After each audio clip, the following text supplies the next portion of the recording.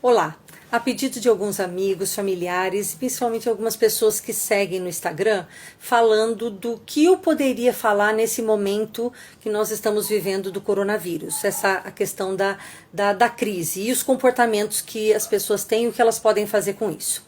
E eu resolvi trazer então para vocês dois comportamentos que são muito comuns em momentos de crise.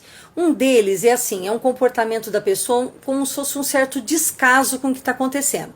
Ou seja, não acredita mais em fake news do que nas notícias que realmente são veiculadas nos veículos de comunicação sérios, né, que mais de um, inclusive, fornece, então acredita que aquilo não é tão grande, e daí vai criando verdades próprias, né? Aqui é calor, então acho que aqui não vai acontecer, ou aqui no Brasil é diferente, na Itália tem muito idoso, e daí vai criando coisas.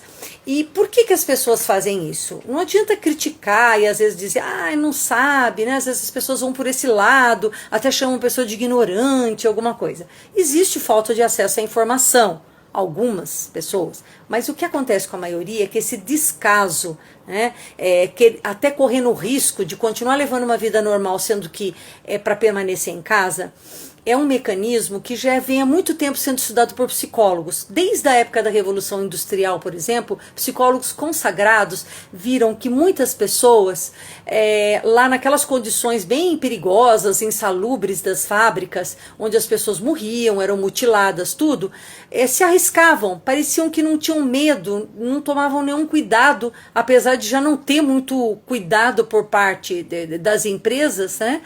Também não havia uma preocupação das pessoas e elas se expunham sempre. E até hoje ainda a gente vê algumas pessoas que às vezes não querem usar um equipamento de proteção individual, alguma coisa assim, então você se pergunta por que a pessoa faz isso consigo mesma. É uma forma que ela tem, é um mecanismo de defesa. Ela prefere minimizar o risco porque é a forma como ela consegue lidar com o medo do que pode acontecer com ela. Fala, nossa, mas isso acontece? Acontece sim, isso é um processo natural. O que eu faço com uma pessoa assim? Eu ajudo ela a checar as notícias, a ver as fontes, a não acreditar em fake news e ver as notícias verdadeiras, as vantagens que ela vai ter de ter cuidado com as coisas e não correr esses riscos. Ajude, apoie essas pessoas em vez de criticar. No outro extremo, nós temos as pessoas que são os alarmistas, aqueles que daí acham que tudo vai ser perigoso, compra todos os álcool gel que tem no seu bairro inteiro, deixando outras pessoas suscetíveis a isso, né?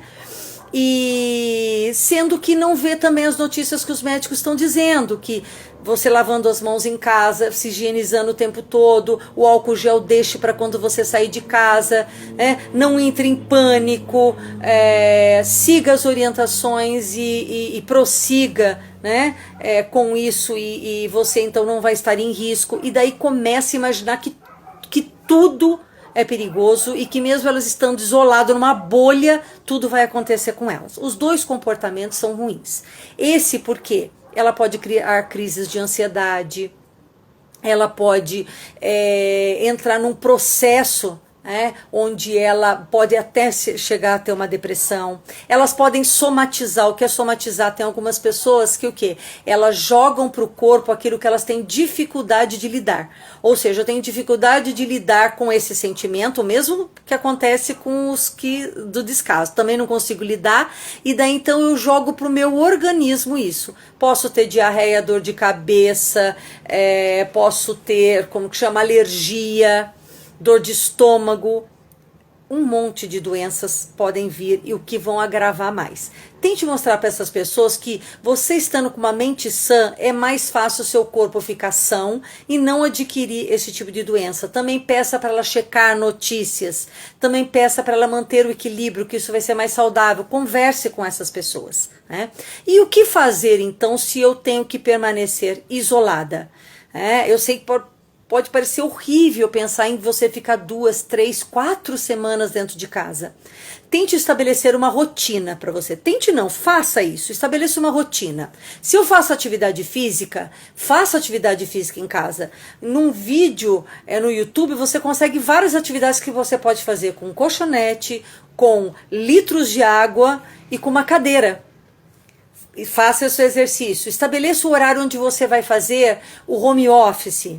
Aquele curso que você não fez e achou interessante via internet, via online, compre esse curso agora. Compre aquele livro que já te indicaram e que é muito bom. Leia isso, ou até aquele que está na cabeceira da sua cama e que você ainda não começou.